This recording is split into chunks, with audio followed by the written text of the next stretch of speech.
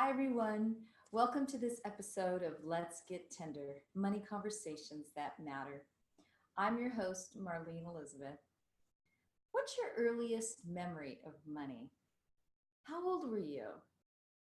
What did the experience feel like for you? When we take time to pause and look tenderly at our earliest money memory, we discover that in that very moment, we made a decision about money. We formed a belief that drives our decisions, our habits, our behaviors around money in the present day. Here's an example of a few money beliefs. It's not safe to have money. Making money is fun. You can't be spiritual and wealthy. Money buys me time with my loved ones. All of us have money beliefs that we carry into our financial life. These beliefs usually operate at a subconscious level without our awareness of it. Sometimes they help us achieve our dreams and our goals, but other times they sabotage our success despite our best efforts to thrive. The good news is that we have the power to rewrite the stars of our money story. I couldn't agree more with my special guest that you're about to meet today, who believes money is always a good conversation to have. Welcome to Let's Get Tender, Money Conversations That Matter, a video podcast series with certified money coach Marlene Elizabeth, with amazing weekly guests who share their inner challenges, personal triumphs, and inside tips and strategies so you can prosper, lead, and love bravely in business and life. So get comfy and get ready to grow money wings.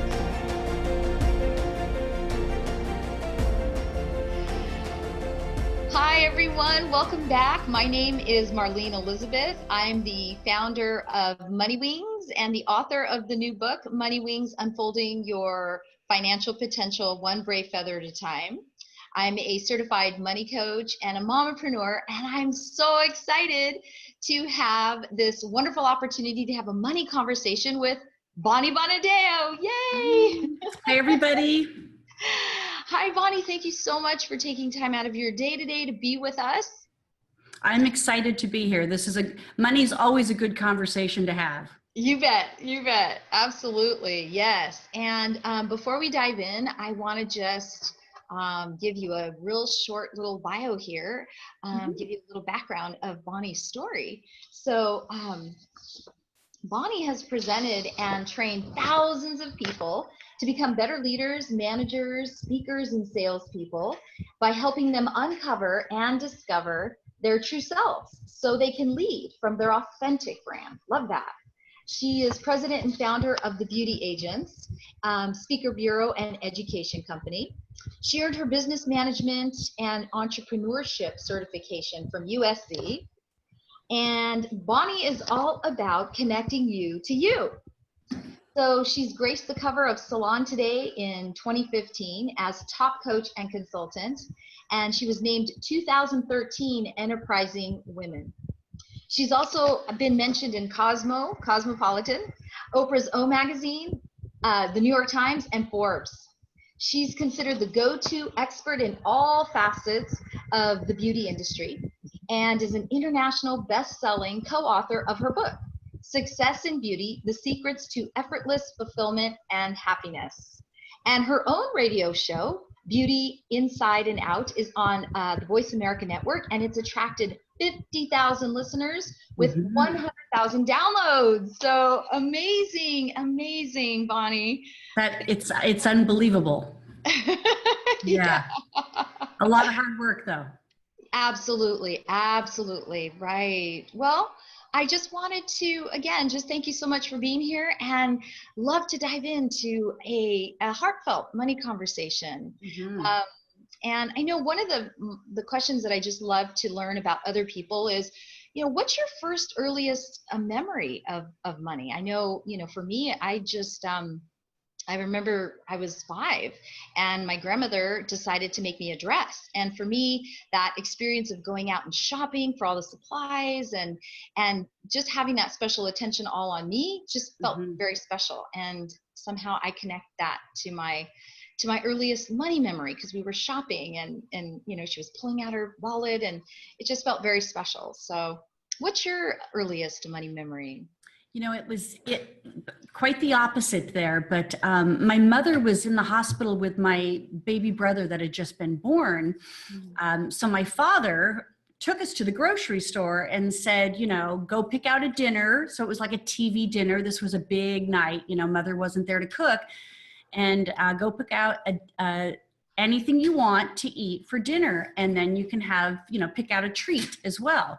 And I just thought this was so exciting. So I ran, you know, we ran back to the freezer section, got our TV dinner, and then I immediately ran over to the candy aisle. And instead of like picking up, you know, like the candy bar size of peanut M&Ms, which is my favorite, I picked up the 1 pound bag of peanut M&Ms and ran it up to the front, you know, because my dad was waiting up front for us in line. And he says, no, that's too much. And I think in that moment, all I thought was it was too expensive. I didn't deserve to have a 1 pound bag of M&Ms, you know, and looking back on it now, I thought it was probably just that that's too much candy for me to eat in one sitting, or too much sugar for me to have. But I immediately kind of attributed it to, we couldn't afford that kind of candy. So for you, it was right. We can't afford it. That belief, Yeah. We can't afford it. Yeah, there's all kinds of experiences, right, that we have about money. We don't really notice how that carries forward in our life unless we kind of stop and think, what was that experience all about? And being able to look back at it as an adult and say, is that what actually was true? You know, was it? Yeah, it didn't have anything to do with money. You know, I mean, I was like, I'm a sugar fanatic. And, you know, for me, candy was like, lure me in anywhere with candy. So I just felt like when he said, you can have anything you want, I just thought that was, you know, I want, this is what I want. Right. So to kind of get denied that kind of set the tone of, I don't deserve it. I'm not worth it. We can't afford it. Those type of things. Yeah, that kind of leads me to my other question I wanted to ask you is, so would you say that would be like a self-limiting money belief that kind of carried forth for you moving forward, that kind of prevented you from achieving some of your financial goals?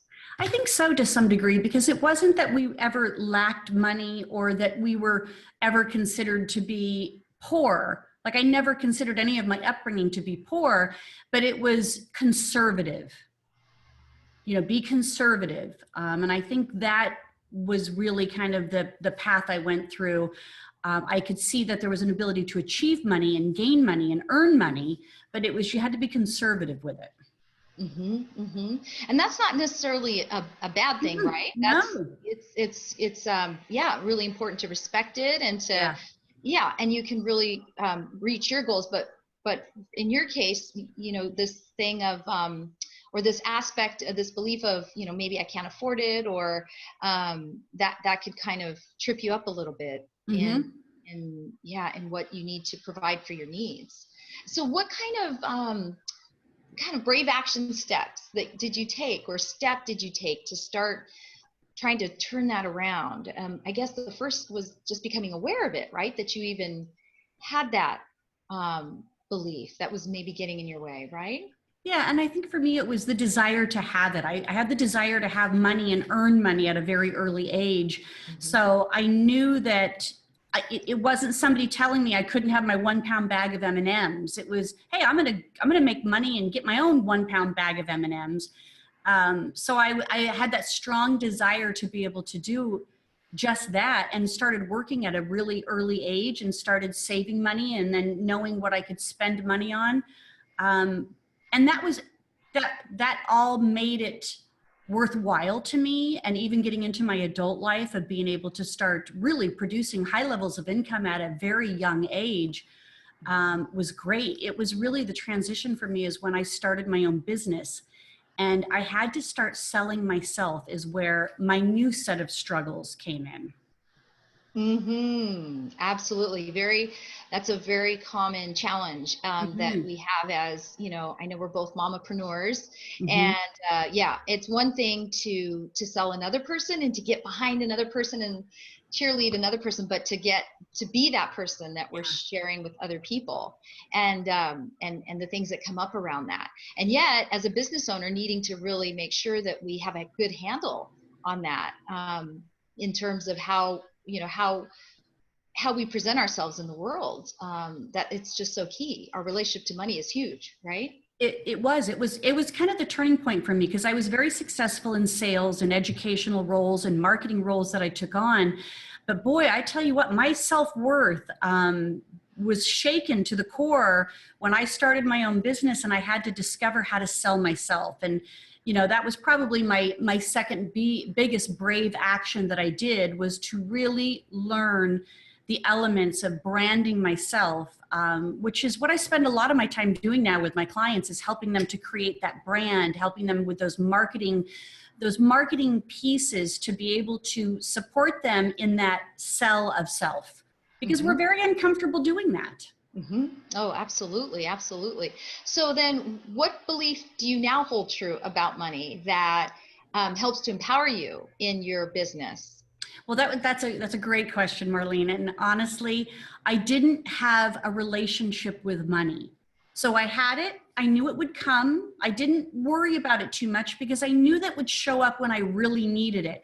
But I didn't have that same desire to build wealth. As long as I could pay my bills and take care of myself and go buy myself nice things, and I was fine. But that mentality was very frustrating to me when I started to realize I wasn't taking good enough care of myself in regards to money.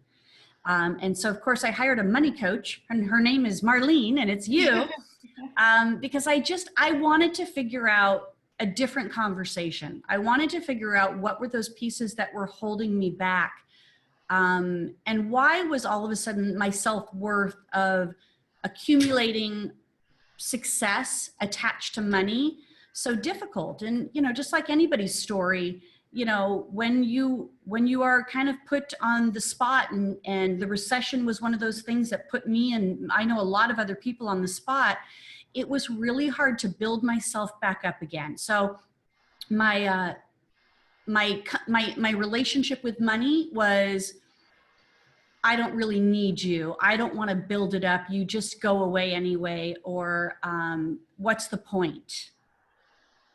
And it was very self-defeating. And so I appreciated all the conversations that we had in the process to be able to go deeper into that and see, not only was that time during that recession where, financially it really put me in a very dark place, but, do I have what it takes to build it back up again? Do I have the momentum to have a different relationship with money? And, the powerful piece I find again and again and again, whenever I work with clients, or just even in workshops and students, and whenever we have these conversations, what becomes really clear very quickly, it happened for me and for others, is that when we talk about money, we're actually talking about so much more than just money. And that is what can be truly powerful in having these conversations, because once we start having these conversations and taking a closer look at this dynamic, this relationship that we have with money, it really starts to creep out and impact the other areas in our life. The way we handle money can often show us how we handle other aspects of our life. Oh, absolutely. It threaded through my entire life. Yeah. And I find a lot, and maybe, you might be able to relate to this, that sometimes it's a matter that we're afraid of what that success will mean in our life. And so we keep losing it. So we can build it up, this wealth, but then we really don't hold on to it. It kind of becomes this roller coaster effect, right? It was exactly it. It was like I had all of this and it didn't mean anything. And so I kind of hit that place where it's like, I don't need all these material things in order to have success or feel successful. So but it was also part of that play on, on that game of, I don't want to build up wealth and fear losing it again. Yeah. That was the other side of it as well. And now I have a very different relationship with money. I have a very different relationship with my desire for it and my ability to say yes and no to things that were very difficult for me before. And what I have so much respect for, and this is why I love hanging out with brave, courageous women, because number one, being able to even just talk about our relationship to money, that in itself is a brave action step, because can be so much emotion. It can trigger all kinds of emotions. It can, including, shame, and we can be really hard on ourselves. And so to actually just talk about it is huge. It's a huge first step. And to learn we're not alone. We're not the only ones. All of us, in one way, shape, or another, no matter how much income we have or don't have, there always is going to be some element of struggle and a little bit of shame around it. Sometimes shame is a good word around it at times. You accumulate debt, you have shame. You don't have enough money in a savings account, you have shame. Yeah. Well, I was just going to say, and sometimes even I'll have conversations with people that come from wealth. Automatically, it was just given right to them. And there can be shame and a lot of struggle around feeling like, well, I don't have a right to ever be sad. I don't have a right to ever be angry. Because I come from wealth. So I don't have a right to feel those emotions. I should feel like I have it all. So there's a lot of different issues that come up all across the board. But just to be able to have the conversation, because, I'm all about, to me, it's very exciting to see this person in front of me being able to stand in their power and their potential. Because not only for their own good, well-being, but also because it impacts everyone around them, their relationships, with their spouse, with their children, their community, their families. So it's really exciting to see you thriving. And Yes, it feels good to be crossing over from that. And I think that was one of the real important pieces that you shared with me, Marlene, in our time together, was that distinction between surviving and thriving. And I, after having lost everything that I did during that recession time, I stayed in that survival space, and I didn't ever think that there was an opportunity to thrive again, or what the difference was between now just being in survival mode and being able to cross that path to get back into, I can thrive. It's okay. The only thing holding me back is me. Yeah. And being able to know that there's a reason why those fears come up. There's a reason behind them. And so that's why, again, I applaud your courage to look at the fear. I find that was my story. In my book, MONEYWINGS, I share a little bit about that, when my daughter was born, I stopped kind of running from the fears that I had around money. And I just kind of, when it becomes about somebody else and it's no longer just about you, start to face your fears in a little bit of a different way. Right. And so that's exactly how I said, you know what, I'm going to look at this thing face on. And boy, when you start doing that, you just learn so much. You learn so much. And so I would love to know, so what lesson, because you're this beautiful business owner and very, very successful, Bonnie, and what would you say would be a lesson that you've learned from being a business owner that you can apply in your relationship to money? And, I know one of the examples, like for my own life, as a very independent, sometimes stubborn woman, I learned in business, I was never going to be successful without help. That was really something that I learned. And the same is true about my relationship to money, that without me being able to also learn from other mentors and other people that have this healthier relationship, without doing that, I was going to kind of stay stuck.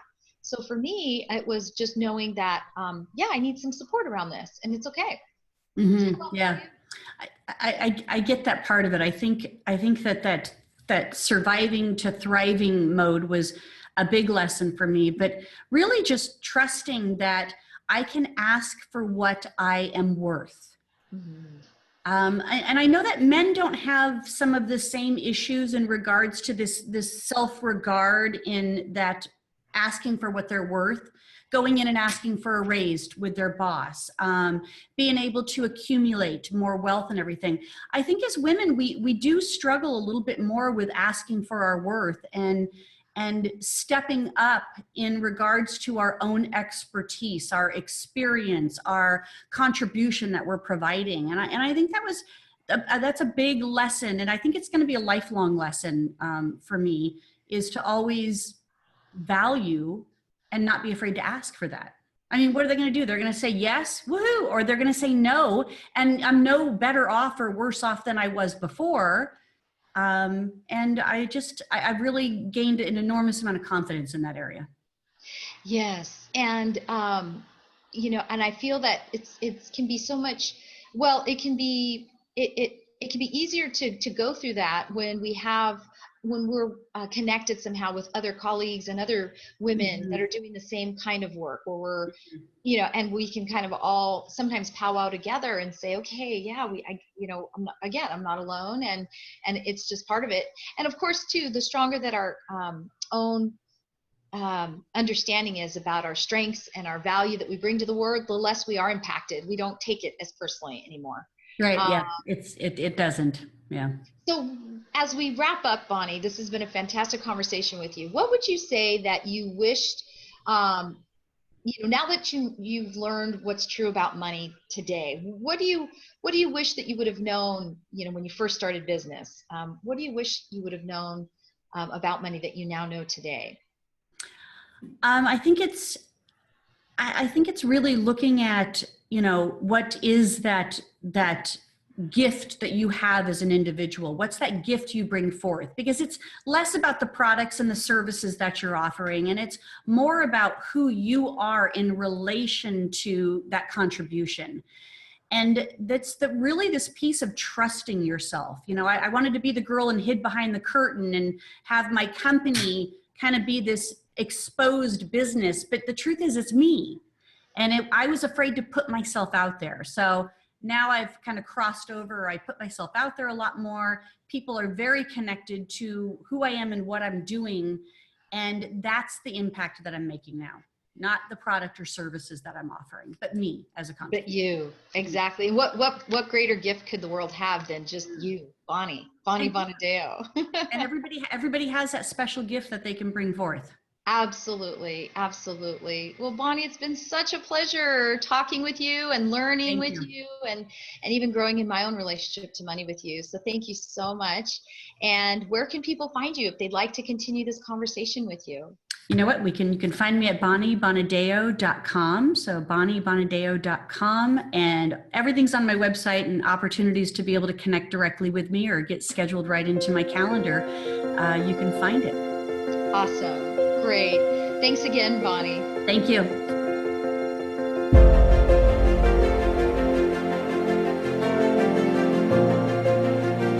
When we find ourselves stuck in financial challenges, I have learned that the reason is almost always due to invisible baggage weighing us down.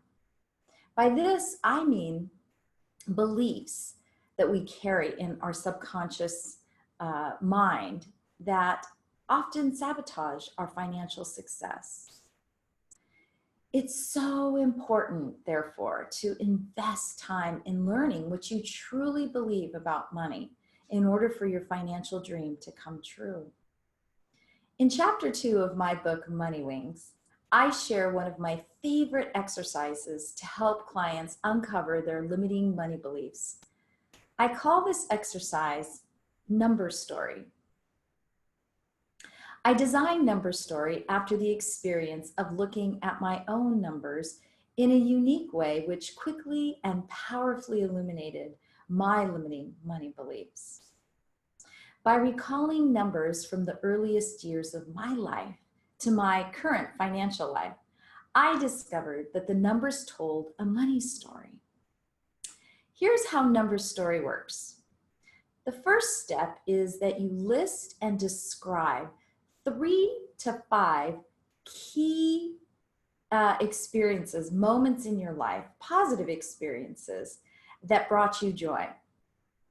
They can be very simple or detailed as you wish. Here's a sample from my life. Age number 14. A stadium-packed audience watched as I gently adjusted the microphone and cleared my throat to deliver a speech as ASB president on behalf of our junior high graduating class. Age 16.